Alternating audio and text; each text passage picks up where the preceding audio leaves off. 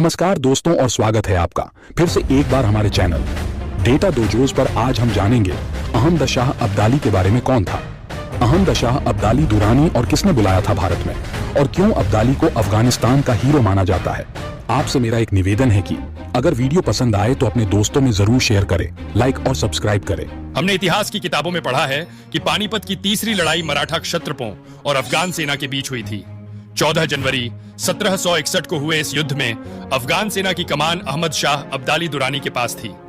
भारतीयों की कई पीढ़ियां इस युद्ध का जिक्र सुनकर रोमांचित होती रही हैं। इस युद्ध को लेकर इतिहासकार भी काफी उत्सुक हैं। इस युद्ध के दूरगामी परिणाम हुए, जिससे भारत और अफगानिस्तान के साथ साथ कई अन्य देश भी प्रभावित हुए। सवाल यह है कि अहमद शाह अब्दाली दुरानी कौन था और वह अफगानिस्तान में उसे किस नजर से देखा जाता है। यह घटना 1747 में हुई थी, जब 25 वर्षीय जनरल और आदिवासी प्रमुख अहमद खान अब्दाली को सर्वसम्मति से अफगानिस्तान का शाह राजा चुना गया था। उन्हें अफगान कबीलों की पारंपरिक पंचायत झिरगा ने शाह बनाया था, जिसकी बैठक पश्तूनों के गढ़ कंधार में हुई थी। कंधार अब दक्षिणी अफगानिस्तान में पड़ता है। अहमद खान अब्दाली को अपनी विनम्रता और करिश्मा के लिए अत्यधिक प्रसिद्धि और लोकप्रियता प्राप्त थी। ताजपोशी के वक्त साबिर शाह नाम के एक सूफी दरवेश ने अहमद शाह अब्दाली की खूबियों और काबिलियत को पहचानकर उसे दुर्रे दुर्रान का खिताब दिया था, जिसका मतलब होता है मोतियों का मोती। इसके बाद से अहमद शाह अब्दाली और उसके कबीले को दुर्रानी के नाम से जाना जाने लगा। अब्दाली पश्तूनों और अफगान लोगों का बेहद अहम कबीला है। अहमद शाह एक प्रतिष्ठित परिवार से थे। उन्होंने अपने करियर में उम्मीद से ज्यादा सफलता हासिल की। किसी को उम्मीद नहीं थी कि अहमद शाह इतना सफल होंगे। अहमद शाह अब्दाली ने सभी अफगान कबीलों को एकजुट किया और आपसी लड़ाई खत्म कर अफगान राष्ट्र की नींव रखी। अहमद शाह ने सभी युद्ध जीते और एक विशाल साम्राज्य खड़ा किया। इतिहासकार इसे दुर्रानी साम्राज्य कहते हैं। अहमद शाह अब्दाली का विशाल साम्राज्य पश्चिम में ईरान से लेकर पूर्व में सरहिंद भारत तक फैला हुआ था। उसका साम्राज्य उत्तर में मध्य एशिया में अमू दरिया के तट से लेकर दक्षिण में हिंद महासागर तक फैला हुआ था। अहमद शाह अब्दाली ने अपने देश के लोगों को एक नई पहचान और एक आजाद मुल्क दिया। आज हम अब्दाली के कायम किए हुए मुल्क को ही अफगानिस्तान के नाम से जानते हैं। भले ही पुराने दौर के अफगानिस्तान की चमक मिट चुकी हो, लेकिन उनके बनाए हुए मुल्क की सरहदें अभी उतनी ज्यादा फैली हुई नहीं है। लेकिन उनका बनाया हुआ मुल्क अब भी अफगानिस्तान के नाम से मौजूद है। अहमद शाह अब्दाली ने बादशाह बनने के पहले भी और बाद में भी कई निर्णायक जंगें लड़ी थी, लेकिन जनवरी 1761 में दिल्ली के पास पानीपत के मैदान में लड़ा गया युद्ध एक सेनापति और बादशाह के तौर पर अहमद शाह अब्दाली की जिंदगी की सबसे बड़ी जंग थी। ये वो दौर था जब एक तरफ मराठा और दूसरी तरफ अब्दाली दोनों ही अपनी बादशाहत का दायरा बढ़ाने में जुटे थे और ज्यादा से ज्यादा लोगों और इलाके को अपनी सल्तनत का हिस्सा बनाना चाहते थे।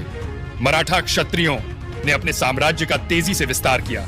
अहमद शाह अब्दाली को मराठा साम्राज्य के विस्तार से अपनी सल्तनत को खतरा महसूस हो रहा था। अब्दाली को लग रहा था कि मराठों की बढ़ती ताकत उनके हिंदुस्तानी सूबों के साथ साथ अफगान प्रांतों के लिए भी खतरा बन रही है। उत्तरी भारत के जो सूबे उस वक्त अब्दाली के साम्राज्य का हिस्सा थे, वो अब्दाली के नए अफगान साम्राज्य के लिए सामरिक तौर पर बेहद अहम थे। इसीलिए आम अफगान नागरिक मानते हैं कि अहमद शाह अब्दाली के लिए पानीपत की तीसरी लड़ाई आत्मरक्षा के लिए जरूरी हो गई थी। अब्दाली के लिए इस युद्ध का उद्देश्य अपने साम्राज्य के लिए एक बड़े खतरे को दूर करना था, ताकि वह अपनी सल्तनत के साथ साथ अपने क्षेत्रीय सहयोगियों की भी रक्षा कर सके। हालांकि इस युद्ध में अफगान सेना को निर्णायक जीत हासिल हुई, लेकिन युद्ध में दोनों खेमों के हजारों लोग मारे गए। अफगानिस्तान के एक बड़े इलाके में इस जंग को आज भी मराठाई वहाल यानी मराठों को शिकस्त देना को याद किया जाता है। कंधार इलाके में आज भी ये पश्तो जबान की एक कहावत के तौर पर मशहूर है। इस कहावत को आमतौर पर किसी की ताकत या उपलब्धियों को चुनौती देने या व्यंग करने के लिए इस्तेमाल किया जाता है। पश्तूनों के बीच आज भी आम बोलचाल में ये कहा जाता है, तुम तो ऐसे दावे कर रहे हो जैसे तुमने मराठों को शिकस्त दे दी है। या फिर सवालिया तरीके से पूछा जाता है कि तुमने किस मराठा को हरा दिया है। अपने 25 बरस के राज्य में अहमद शाह अब्दाली ने अपने मुल्क और अपने लोगों की तरक्की में बेशकीमती योगदान दिया। हालांकि उसके बारे में कहा जाता था कि वो हमेशा हड़बड़ी में रहता था, लेकिन अहमद शाह अब्दाली ने अपनी हुकूमत कभी भी बेपरवाह नौजवान के तौर पर नहीं चलाई, बल्कि उसने बड़ी समझदारी से राज किया। अपने दौर से लेकर आज तक अहमद शाह अब्दाली अफगान लोगों में आत्मसम्मान और कौमी एकता का भाव जगाता है। अफगानिस्तान के लोग अहमद शाह अब्दाली को एक संत की तरह पूजते हैं। उन्हें अब्दाली पर अभिमान है और पूरा मुल्क अब्दाली का शुक्रगुजार है। अहमद शाह अब्दाली को दीन इस्लाम का सच्चा सिपाही माना जाता है। उसकी ये छवि न केवल अफगानिस्तान में है, बल्कि पाकिस्तान के पश्तून इलाकों के लोग भी अब्दाली के बारे में यही राय रखते हैं। यही नहीं, मध्य और दक्षिण एशिया के मुसलमानों की बड़ी तादाद अब्दाली का नाम अदब से लेती है। अहमद शाह अब्दाली दुर्रानी का मकबरा कंधार में है। कंधार ही अब्दाली के साम्राज्य की राजधानी था। तीर्थयात्रियों और अकीदतमंदों के लिए कंधार एक महत्वपूर्ण ठिकाना है। आज भी पूरे देश से लोग अब्दाली के मजार पर फातिहा पढ़ने के लिए कंधार आते हैं। अहमद शाह अब्दाली केवल तलवार का बाजीगर नहीं था, वो कलम और हरफों का भी उस्ताद था। अब्दाली बहुत अच्छी नज़में लिखा करता था। सिर्फ नज़में ही क्यों, अब्दाली शानदार लेख भी लिखा करता था। अहमद शाह अब्दाली ने अपनी मादरी जबान पश्तो के अलावा दारी फारसी और अरबी भाषा में भी रचनाएं लिखी हैं। उसकी तमाम साहित्यिक कृतियों का एक दीवान पश्तो भाषा में इकट्ठा किया गया है, जिसे आज भी हर उम्र के अफगान पढ़ते और गाते हैं।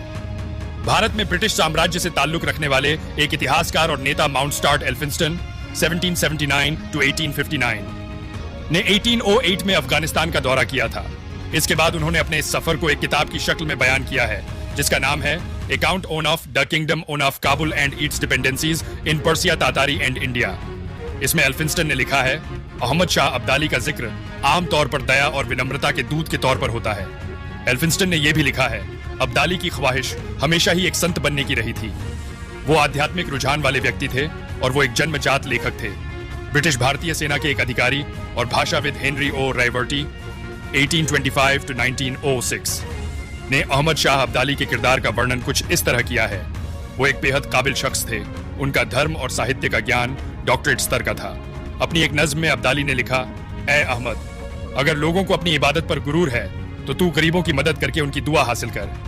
पानीपत की तीसरी लड़ाई में मराठों को शिकस्त देने के बाद अहमद शाह अब्दाली चाहता तो हिंदुस्तान में ही रुक सकता था और वो दिल्ली से पूरे देश पर राज कर सकता था, लेकिन उसने कंधार वापस जाना बेहतर समझा ताकि अपनी सल्तनत की सरहदों को महफूज रख सके। वो अफगान साम्राज्य को अफगान कबीलों और संस्कृति की सरहदों के दायरे में ही सीमित रखना चाहता था। शायद यही वजह थी कि उसने अपनी सबसे लोकप्रिय नज़मों में से एक में लिखा था कि मैं दिल्ली के तख्त को भूल जाता हूँ। जब मुझे अपनी खूबसूरत अफगान सरजमी की पहाड़ियां याद आती हैं